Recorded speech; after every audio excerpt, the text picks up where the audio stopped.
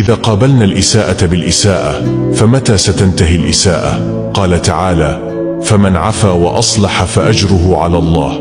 عندما نتأخر عن العمل ندخل برأس منكوس وكلام مهموس حياء من المدير. فهل نشعر بنفس هذا الشعور عندما نتأخر في الصلاة ونقف بين يدي الله؟ لا تحسد أحدا على نعمه، فإنك لا تعلم ماذا أخذ الله منه، ولا تحزن بمصيبة، فإنك لا تعلم ماذا سيعطيك الله عليها. إنما يوفى الصابرون أجرهم بغير حساب.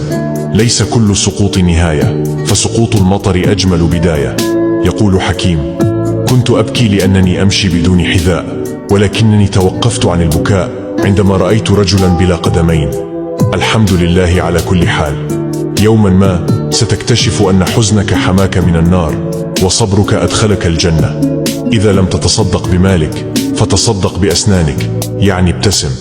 من عجائب الإنسان أنه يضجر من سماع النصيحة وينصت لسماع الفضائح. لا تتوقع من نهاية اليوم إلا الرضا، وسترضى. استعن بالكريم، بالرحيم، بالعظيم.